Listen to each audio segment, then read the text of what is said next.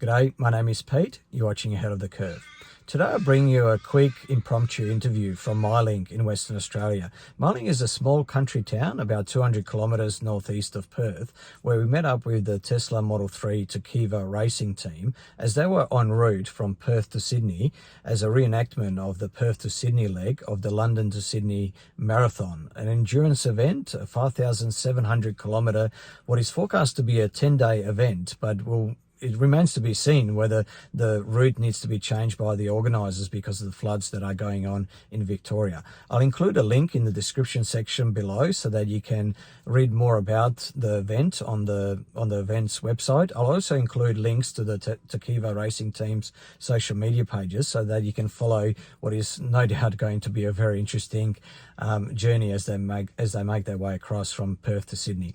By way of background, Toceva, T-O-C-E-V-A, it's a joint effort between two organisations, between the Tesla Owners Club of Western Australia, or TOCWA, and the Australian EV or Electric Vehicle Association, or AEVA. The two organisations have come together to produce what is the Toceva racing team, which some could argue is the world's most successful electric vehicle racing team. I actually put that question to Jürgen Landsman so you can hear his response during the interview.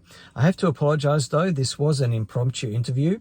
Yes, we were there the night before. There was a group of us, about half a dozen Teslas and a couple of Konas, and we camped in Myling last night to watch the Tesla Model 3 make its way during the first charging stop in Myling this morning. So yes, the interview wasn't planned, so there was quite a bit of background noise and quite a bit of wind. So I have to apologise for the sound quality, but please do bear with me. I do promise you the sound quality does get a little bit better as the interview progresses.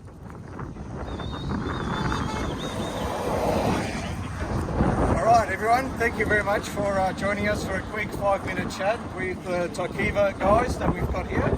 So we've got Jürgen and Helen Landsman, the two stars of the show that are driving this magnificent car across from Perth to Sydney.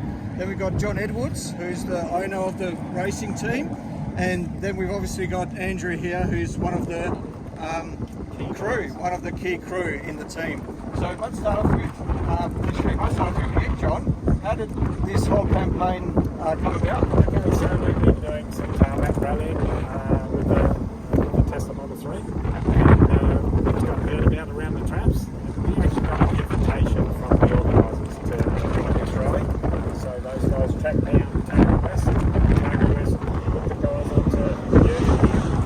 And that's how we got invited. We thought about it, and it looked impossible, so we thought, righto, we've got to give this a go. And what makes you think this guy's qualified to drive the car? First in, best dressed. The name was already on the card. It was done. You have to find something silly enough to do it, right? So we've got that box ticked. Well, you might want to just outline quickly, if you can, some of the successes that this car has had, because pretty much on paper, but really this is the most successful EV racing car around the globe. Would that be correct, Jürgen? I think. Well, look, it's hard to make those big claims because there's lots of club events going on around the world, but in tarmac rallying, we were certainly one of the first out there. The first logbooked, Motorsport Australia logbooked roll cage car. You know, credit to John, he bit the bullets and committed the car to motorsport. Roll cage is welded in. We started at Targa West in the 130 category before we had the roll cage, and compared to ICE cars in that sort of category, we dominated quite comfortably. Bit the bullet, put the cage in, went up to 165, and still were very competitive. In the open category, a top 5 finish is very realistic for us as well. Unfortunately, events on the East Coast saw the cancellation of Targa West this year, so we didn't have the big open events. But in all the small events, which you accrue points, we turned out to beat all the ICE cars, and we actually won the Targa Cup this year, which was very satisfying, and really put EVs on the map. And done together, we have to say, with the support of Ross Tapper, the director of Targa West. He saw very early the landscape is changing, and it's one of those who said, yep, changing landscape, let's change the format of our event to accommodate. And the flow and effect was that is we're getting known, now we're getting invites. You've been hassled by Tim Possingham. We're getting approached by lots of events around the country to enter the EV, but little do they know that the car obviously is very competitive, right? However, charging the car is the difficulty, right? And we've gone through 7 kilowatts, 20 kilowatts, 50 kilowatts, 80 kilowatts. We're now doing 100 kilowatt charging to keep the car in the game, right? So we need a charge crew, gentlemen like Andrew here, awesome. So we need a crew of guys that know what they're doing, they're quick off the mark, ready. When the car arrives, plug in, get it charging, because tarmac rallying, we don't get much time. We get a few minutes between stages to get some charging to it, right? So it's probably been a fair bit to do with the efficient charging system that we've developed that's helped get the car to get some of these wins that we've had. Excellent. So there's one of the competitors now. There's another one coming through. So maybe just explain, guys, where the energy comes from that's ultimately powering this car. It's a nice sunny day today. Andrew? Yeah, so the generator is a diesel generator, but it's actually running on used vegetable oil from chip fryers. So it's a renewable resource. It's grown from the sun. It gets used in the chip fryers. It's a waste product. We're then putting it through the generator, and it's a cycle. It goes back in, and then more plants are grown. So it's a fully renewable fuel, and that's one of the key goals of this event, is trying to do that renewable as much as possible. So obviously Targa West is one type of event. This is obviously very different to a Targa West sprint. So any sort of challenges that you're anticipating and that you had to contend with when planning for this event? I think it's a change in terrain. We talk about the distance, and we can set ourselves 200 kilometre intervals for charging, where these guys are leapfrogging ahead of us. Like here, 200 k's down the road, we pull up, we put some more electrons in, we go and do the same again. But it's the varying terrain that varies the consumption. And we know from Targa West, we get 50 kilometres of range when we're on full noise. Headwinds, gravel roads, different even course chip.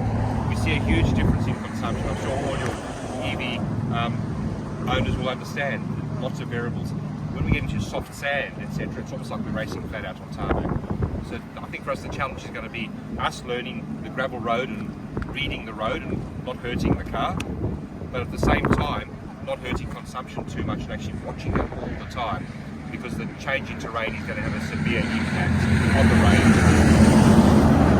Even on the Targa, because you've lifted the suspension on this for the gravel, haven't you? So we've got from Mountain Pass Performance, a 1 3/4 inch lift kit, and then the adjustable shockies we've had in there, we've just softened them off on bump and rebound. The recce runs we've done so far has actually been quite comfortable. It's ridden the bumps really well, washed out the potholes really well, so hopefully that'll be about the right setting. We'll play each night as we go along, just soften it, firm it up as we can. For us, this is going to be clearance. We've got 180 mm clearance. We've got some of the cars coming over here, they're on stilts. So it's going to be quite interesting that we can get through those types of terrains. But it's a learning curve. The response we've been getting from the fellow competitors has been interesting. There's a few cold shoulders, but by and large, they actually come in and say, how are you doing this with real interest? And most of them are loving their classics, not moving from their classics. With a nod to the future, they can see it coming.